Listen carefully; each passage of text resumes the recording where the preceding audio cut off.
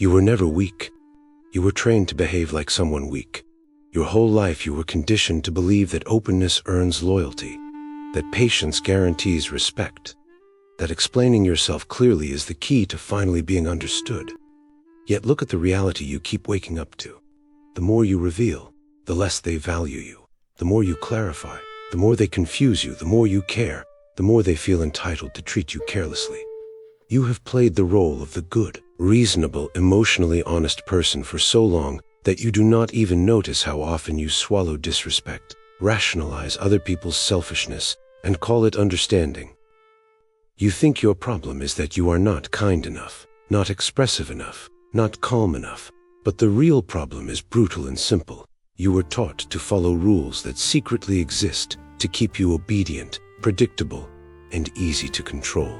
Those rules taught you to explain instead of withdraw, to defend instead of detach, to plead instead of observe. And every time you do that, you hand over a piece of your power, like a voluntary prisoner unlocking their own cell. There is a very different type of person moving through this world, and you have seen them. They are not necessarily stronger, smarter, or better than you. They are simply structured differently in how they reveal themselves. They do not announce their plans. They do not justify their choices. They do not narrate their emotional states to anyone who demands an explanation. They speak less, but everything around them adjusts more. People watch their words, hesitate before crossing a line, and second-guess disrespect in their presence, not because these individuals are loud or aggressive, but because they are unreadable, self-contained, and unpredictable in their responses. Their silence creates pressure, their calm creates unease, and their distance commands a kind of carefulness you have never been given.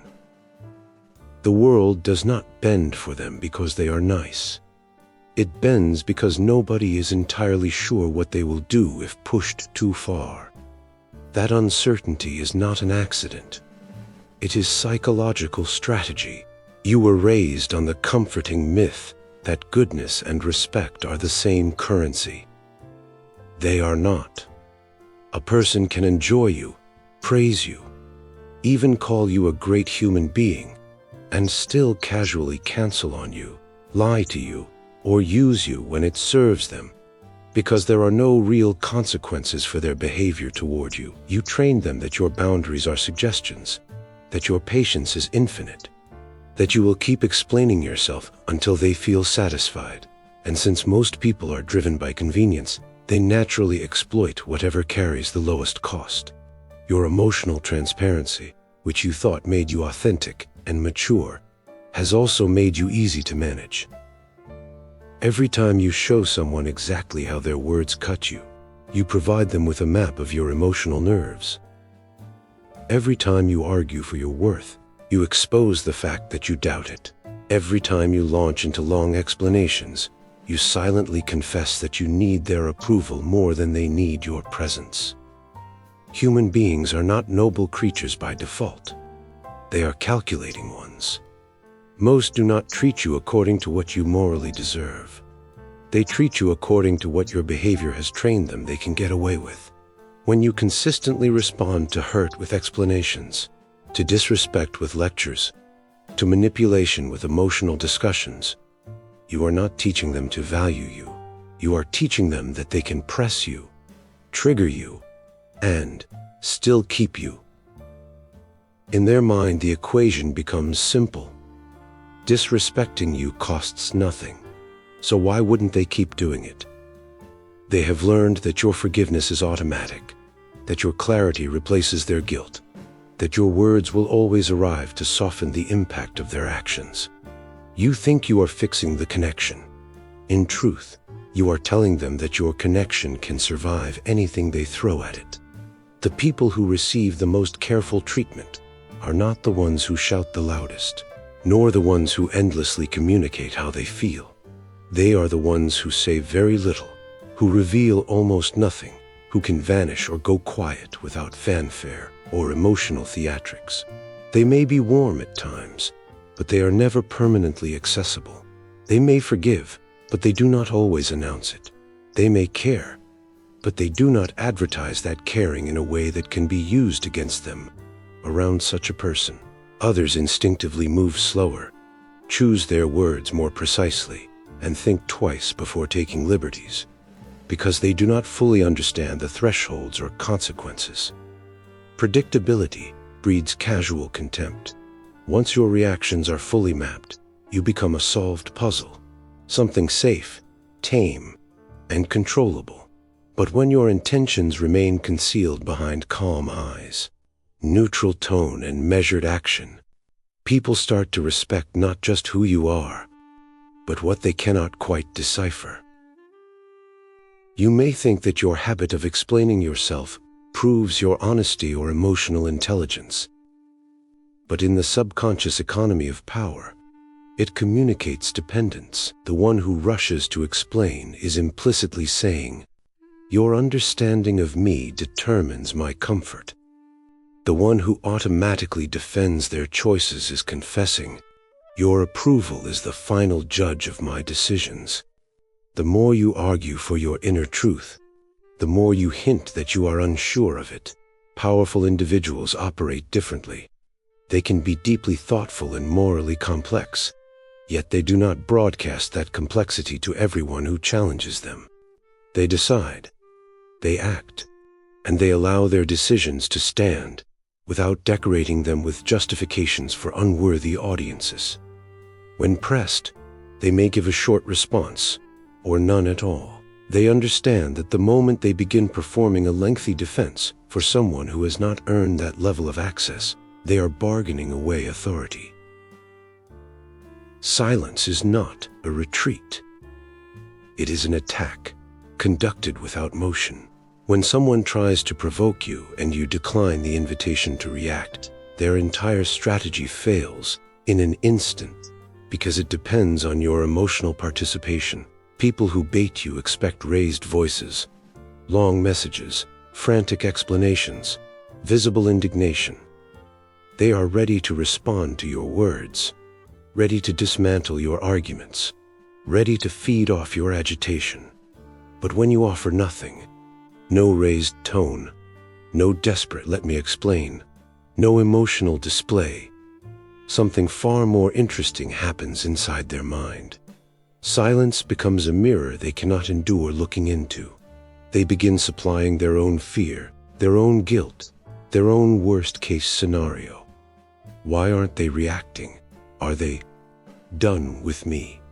Are they planning something I cannot see? Their anxiety will torment them more effectively than any speech you could have delivered. There is a colossal difference between silence born from fear and silence born from power. And people can feel it even if they cannot articulate it. When you are quiet because you are too scared to speak, your body types out the truth. Broken eye contact, nervous shifting, small posture, visible discomfort. That kind of silence reads as submission, as defeat, and opportunists grow bolder in front of it. But when you are quiet, because you have nothing to prove, because you do not negotiate your worth, because you are watching instead of reacting, your stillness has a completely different weight. Steady gaze, composed expression, relaxed body language. This kind of silence says, "I am in control of myself, and I owe you nothing." The other person may talk more, scramble to fill the void, overshare, rationalize, expose their own strategy, and all the while you are learning, gathering information, while giving them absolutely none. Every time in your past when you poured out long explanations to someone who had already decided to disrespect you, what happened? They did not suddenly awaken into profound respect. They did not transform their character because of your clarity. Instead, they simply learned that if they push you into a corner, you will defend yourself like a trapped animal, pleading to be seen accurately. They saw that your emotions were easy to trigger, your boundaries easy to stretch, your need to be understood easy to exploit. They concluded, often unconsciously, that you are safe to test. Contrast that with the image of you hearing something offensive, pausing, holding eye contact for a long moment, letting the weight of your silence do the work, then calmly changing the subject, walking away, or withdrawing access to yourself without a dramatic announcement. In that scenario, who holds the psychological high ground? To become untouchable in the way you secretly crave, you will have to abandon the fantasy that being understood is the same as being respected. They are often opposites.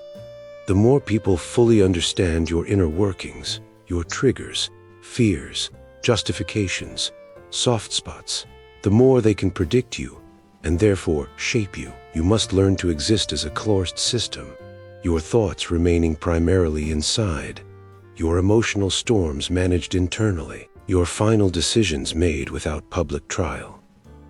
Let people guess what you are thinking. Let them wonder whether you are hurt, indifferent, or planning to remove them from your life. That guessing is not cruelty. It is the recalibration of power. You are no longer the endlessly open book lying around for anyone to scribble in. You become a heavy, locked volume, and only a very small circle ever gets to read the unedited contents. This shift does not require you to become heartless or cruel. It demands that you become strategically unavailable. You can still care deeply, still love, still feel everything intensely. But you stop displaying those feelings as a performance open to anyone who crosses your path. Your emotional world becomes something you protect rather than offer up as evidence in every conflict. You reserve your vulnerability for a chosen few, not for those who repeatedly show you their disregard. You no longer argue, "This hurt me. Please understand." Instead, you quietly adjust their access, their proximity, their influence. You stop explaining your boundaries and simply live them. Soon, people around you begin to sense something different. They cannot quite read you. They cannot predict whether you will tolerate another offense. They cannot assume that you will always return after every disrespectful episode. At some point, you must decide what you value more: the comfort of being seen as nice, or the reality of being treated with respect. You cannot keep both at maximum levels. The moment you choose power, you sacrifice the luxury of making everyone understand your heart.